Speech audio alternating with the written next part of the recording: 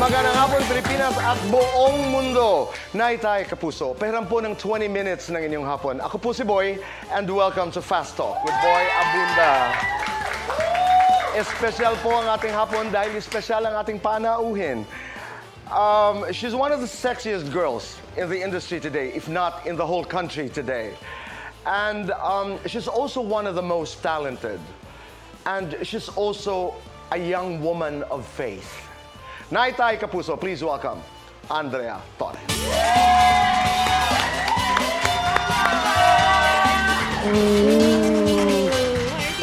Thank you for being here. Salamat. Thank you.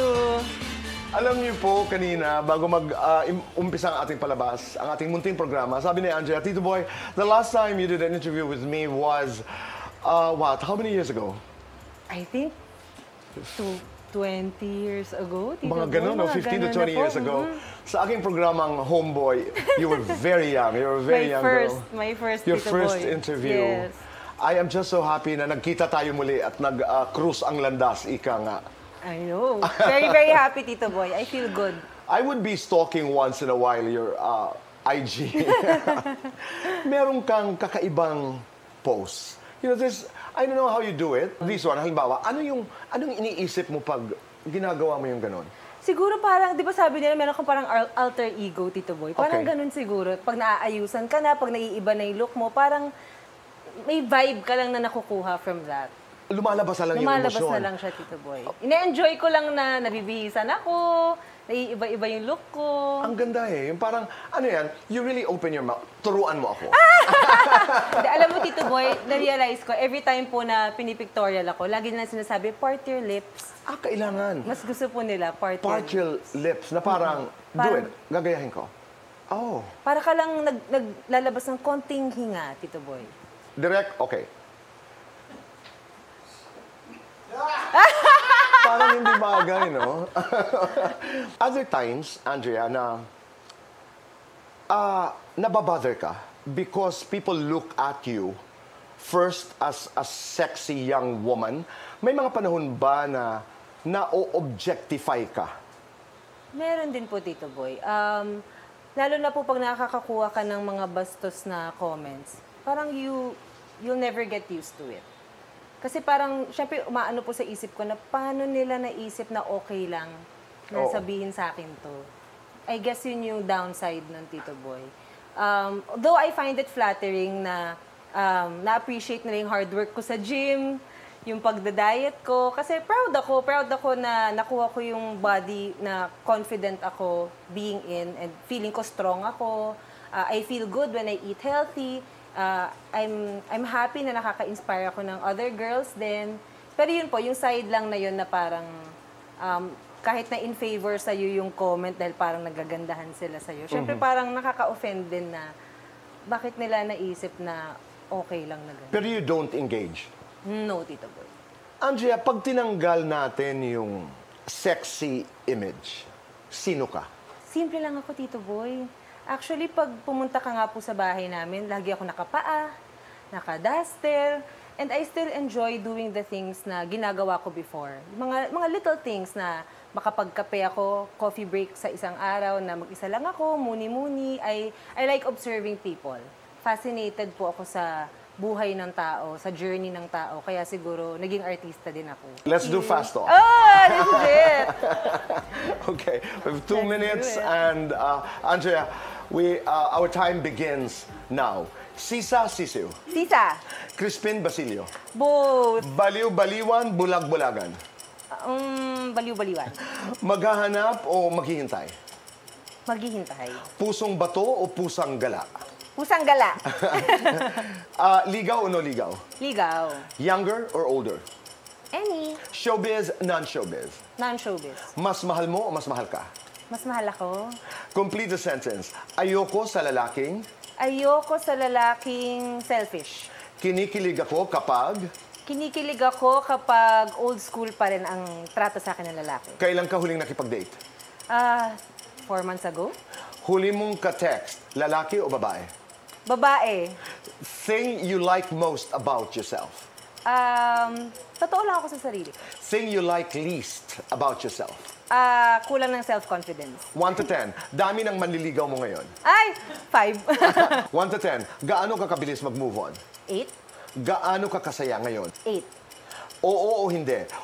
Open makipagbalikan sa ex? Hindi. Oo o hindi? Martir magmahal? Oo, pero hindi na ngayon.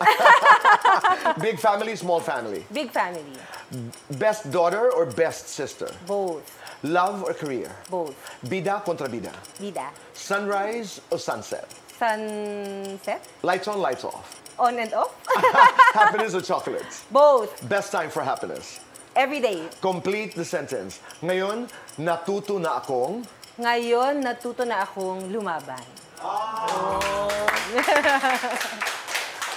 Ba't mo nasabi yun? Dati kasi, Tito Boy, very ano talaga ako eh. Takot. Takot lagi. Overthinker. Doon ako lagi sa safe. Though okay naman po yung Tito Boy kasi parang wala kang na-offend. Minsan dumarating din yung point na parang hindi na maganda sa pakiramdam kasi dapat rin na-voice out mo yung kailangan mo or yung tama. At saka sometimes, pwedeng ma-misconstrue yun na you're giving others the permission to do what they want. Yes. Halimbawa, pag sinabi mong, nasasaktan ako pag sinasabi mo yun, sometimes you have to let other people know. Diba? Let's talk about men. What do you know about men? Well, ako, Tito Boy, feeling ko dapat hindi sila sini-stereotype. Kung kilala ang isang tao bilang, let's say, playboy, baka nandun na siya kasi ngayon sa time ng buhay niya na nag-mature na siya. So, hindi porket yun yung image niya, yun na agad yung judgment mo sa tao Dahil binabox mo siya doon. Yes. And parang I feel din, Tito Boy, na meron tamang lalaki for you eh. Hindi porket hindi nag-work yung relationship nyo, merong isa sa inyong may diferensya. Meron lang tamang personality for your personality and vice versa. Yeah. So, that's very wise. Oo. Totoo yan. And I'll build on it. What do you know now in the context of relationships? What do you know about yourself? Feeling ko I'm stronger now. I'm stronger than I think pala. Kasi parang, pag in love ka, Tito Boy, feeling mo parang guguho ang mundo, di ba? Pagka nagkahiwalay kayo. Pero yun, every time na you go through a relationship, yun, may nabibuild sa character mo na, ay, kaya ko pala. So, mas nagiging confident ka. Bilang isang babae, halimbawa, sa isang relasyon, ano ang hindi mo kayang patawarin? Cheating. Cheating, Tito Boy. Klaro ito from the very beginning of a relationship. Yes, Tito Boy. Kasi trust po yun eh. Feeling ko pagka nasira na yun, ang hirap na eh. Kasi kahit nasabihin mo pong napatawad mo yung tao, lagi nang may bagabag sa utak mo eh. Kasi nagawa na niya sa'yo once. So feeling ko po, masisira talaga yung dynamics niyo as a couple. Kanina, I asked you about exes sa Fast Talk. Kaya mo maging kaibigan sa mga ex mo? Actually, Tito Boy, most of my exes, Friends? okay naman po kami. But it takes a while. May break, no? Yes, opo, Tito Boy. Hindi May time muna apart. Hindi ka agad? Oo. Okay, sa isang relasyon, Andrea, ano ang hindi mo kayang isakripisyo? My values, family, and ngayon na-realize ko po yung dreams ko, yung personal kong mga pangarap. Dati po kasi parang meron akong ganung thinking eh. Di ba ganun tayo, Tito Boy, parang all mine to give. Ang sarap ng feeling kasi na ganun eh. Pero na-realize ko po na hindi dapat balance. Kailangan balance lang palagi. Hindi lahat giving. Dapat you also Matuto ka din mag-receive. I know your family means everything to you. Meron ka bang hindi kayang gawin, isakripisyo para sa pamilya? That's number one. Number two, Andrea, yes or no? Are you in a relationship right now? Ang kasagutan. Sa pagbabalik po ng Fast Talk with Boy Abunda.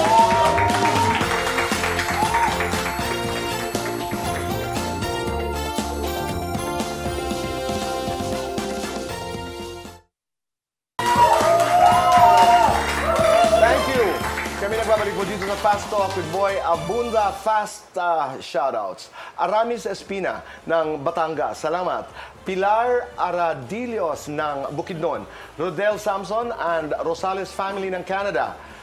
Jessa Albios ng Negros Oriental, Criska Panambo ng Olongapo. Sa inyong lahat, maraming salamat for supporting Fast Talk with Boy Abunda. Andrea, balikan natin yung ating pag-uusap. Let's talk about family. Meron ka bang hindi kayang gawin para sa pamilya? Una kong sagot, Tito Boy, po wala. Pero nung napag-isip-isip ko, Tito Boy, parang happiness. Kasi I feel na, based na rin po, Tito Boy, sa, ang hilig ko kasi magbasa ng mga self-help. Tama yung sinabi nila, kailangan maging buo ka or overflowing para mas maganda yung mabibigay mo sa mga mahal mo sa buhay. So very, ako doon, Tito Boy, conscious po ako doon na kailangan okay ako para maganda rin yung nabibigay kong energy sa kanila. How's your brother, Kenneth? Birthday niya today, Tito Boy! Oy. And ang galing nga, Tito Boy, kasi lagi na lang pag birthday niya, may big thing na nangyayari sa buhay ko. So, ito yun. I guess ito yun, Tito Boy. Oo. Yeah, he's an angel. He's an angel. Dahil sa kanya, Tito Boy, naniwala ako sa miracles na nangyayari pala talaga siya. Kasi hindi lang isang miracle lang na-experience ng family because of him. Sobrang dami po. And dahil din sa kanya, natuto ako to be grateful. Kasi yung mga hindi napapansin ng iba, like ito, Tito Boy, nakaupo tayo, hindi niya to kayang gawin. Oo. Alone. Kailangan may help. So, So, yun, na-appreciate ko yung mga little things na ganun. Kasi, pag nakikita namin siya na parang, nagugulat na lang kami, ay, marunong na siya maglagay ng shorts mag-isa, parang ang laking accomplishment na nun for him. Kasi ilang try yun na-fail, tapos bigla na lang, na-gets na niya. Pero ang ganun nun, because of him, I believe in miracles. Si Kenneth is in what spectrum? Para lamang maunawaan ng mga nagmamasid sa atin. Down syndrome with slight autism. Oo. How old is he now? 27. Oo. Pero alam mo yun, bibilangin mo talaga yung mga blessings, di ba? Yes. Kaya alam ko yung sinasabi mong gratitude. Di ba? Maraming salamat, Lord. Opo. Thank you. Tsaka dati, Tito Boy, nung bata ako, di ba po, pag sinasabi na mag-pray ka, basta ka lang magpe-pray. Pero hindi mo na-feel si Lord na parang, alam mo yun, yung presence niya mismo, yung parang kang kinikilabutan na feel mo nandiyan lang siya sa tabi mo. Pero dahil sa kanya, na-feel ko yung Tito Boy. Kasi ang dami talagang beses na napakamot yung mga doktor niya, na wala yung sakit niya, or tinaningan na siya, Tito Boy. There was a time tinaningan na siya. Tapos isa-isa nawala yung mga sakit niya. Nagdasal lang kami, Tito Boy. Kaya nga sabi po ng mga doktor sa amin, thank your angels. On his birthday today, anong dasal mo para kay Kenneth? Gusto ko lang, Tito Boy, na maging full yung buhay niya. Hindi kasi siya nakakasalita, Tito Boy. So, hindi niya nasasabi sa amin kung gaano ba siya kasaya or kung naalagaan ba namin siya the way niya na gusto. So, yun ang prayer ko. Sana yung pagmamahal na gusto niya, na fulfilled siya, sana yun yung nabibigay naman. Anong dasal mo para sa pamilya mo? Ako yung sa parents ko, Tito Boy, sabi ko nga sa mga friends ko, minsan, pagka pinagmamasdan ko sila, sabi ko, shucks, tumatanda na yung parents ko. So sabi ko, ang dasal ko sana, humaba yung buhay nila ng healthy. Kasi hindi ko kaya. Sabi ko, hindi ko kaya, mapipilayan ako. Sobrang love ko yung parents ko, Tito Boy. And sana magsama-sama kaming family po ulit sa isang lugar. Kasi always may isang nasa ibang bansa. So yun po yung wish ko na sobrang close po kasi kami. So sana one day ang ending namin magkakasama kami kompleto. Your prayer for yourself, Andrea? Sana I can look back and say na wala akong na-waste na opportunity. At talagang minahal ko yung buhay ko at nakapagbigay din ako ng inspiration sa maraming tao. And I help them love life as well. Aside from family, I wanted to talk to you about work. Sunrise, Love Before... Sunrise. Lovely title. Love Before Sunrise. Kumusta? Ang saya, Tito Boy. Kasi ngayon lang po ako magkokontrabida. Oh! Yes. And I took it because Bea Alonzo is my idol talaga. So sabi ko, wow, para maisip nila na isama ako. Ang laking ang laking trust na binigay sa akin. As a powerful cast, no? You have Dennis Sid Chilio. Lucero, Dennis Trillo. Sid is there. Yes po. And then Bea. So how is it working with them? Magaang, Tito Boy. Sobrang gaang po nila katrabaho. Lagi kaming happy lang sa set. Tawanan lang po kami sa set. Pero ako po, ino-observe ko si Bea. Very ano siya, yung script talagang inaaral niya. Yung may mga bagay doon na usually hindi mo na mapapansin. Yung little things, napapansin niya and kino-question niya. And sabi ko nga, ay, dapat ganyan ako mag-isip. Oo nga, no? Parang pareho sila ni John Lloyd, Tito Boy. Kasi naka-work ko rin po si John Lloyd. Yung meron siyang nakikita doon sa script na, ay, oo nga, no? It makes sense. You know, dito sa Fast Talk, I had Seth here. You're working together, di ba? Yes. Dito sa Love Before Sunrise. How is it? Actually, Tito Boy, wala po kami masyadong eksena dito. Parang dalawa pa lang yata. Wala. Pero in Bubble Gang, Tito Boy, mas nakaka-work ko siya doon regularly. Pero walang problema. I mean, you're not awkward. You No, guys... Tito Boy. Okay, ito yung sinasabi mo that you are friends. Yes. Oo. Sobrang normal lang kami, Tito Boy. Na minsan nga, parang yung iba na yung naggumagawa ng issue, pero kami parang, ay, parang wala namang anything. Wala namang ilang or anything. Sabi mo nga, I mean, you have become friends with them. Pero hindi lahat. Hindi pa po lahat. Hindi But pa if you lahat. have your way, you would like to be friends with your exes. Ideally po. Di ba? Kasi may pinagsamahan naman po kayo. Tama. Which was love ang foundation nung pagsasama na yon. And ano naman, parang, di naman ako naniniwala, Tito Boy, na dahil hindi kayo nag-workout, kailangan magkagalit na kayo. Kasi may time sa buhay ninyo na pinrotektahan niyo isa't isa, minahal niyo isa't isa, pati yung mga family ninyo. Kahit may cheating na nangyari. Kahit may cheating, Tito Boy, hindi ako gagawa ng bagay na ikasisira ng ex ko. And that's what you call respect. Okay na po na kaming dalawa na lang yung mag-uusap. And that belongs naman talaga to the both of you. Are you in a relationship? No, Tito Boy. Single. Single ngayon. And are you looking forward to a relationship? I mean, ikaw ba as a young woman, are you the type na who mangyayari ang mangyayari? Or do you put yourself out there and, let people know that I am Hindi nga, ready Tito. to mingle? Hindi na? Sumobra nga sa pagka-homebody eh. Talaga. Pero Ngayon. naniniwala po kasi ako, Tito Boy, na may season talaga for that eh. Hindi mo siya kailangan hanapin. Minsan, like ako, homebody ako. Kung time ko na talaga, maybe sa isang punta ko sa grocery, nandun siya. Tama. Hindi ko siya kailangan pag-effortan talaga. The next time you go to the grocery, tingin-tingin ka. Oo nga, Tito Boy, baka yung magtanong sa akin, saan yung ganito? Saan yung mga milk? Baka siya na yun. No, but we're very happy Thank you. that you're part of Love Before Sunrise, and we're very happy because you are happy. Thank you, Tito. Andrea, maraming salamat. Pero hindi kita paalisin. Kailangan turuan mo ako. Oh my gosh! Paano ba yung kailangan turuan mo ako? Paano ba ang lakad? Ako? Oo. Sa akin, Tito Boy, ano lang talaga. Kailangan chin up, tapos lahat lang. Kumbaga, labas lang lahat. Dito. Ganyan. Oo. Okay. Tapos, Tapos ililid mo lang, iyaan mo lang na pa-forward kang, ilid ka lang pa-forward. and then, And then ano lang ganyan ka lang, Tito Boy. Yan, ora lang. tapos smile. Smile, smile lang. And Tapos then, dito open yung your hinga, mouth. Tito Boy. Oo nga. Andrea, maraming salamat. Thank you, Tito Boy. Thank you very much. Thank you very you. much. Wow. Maraming salamat.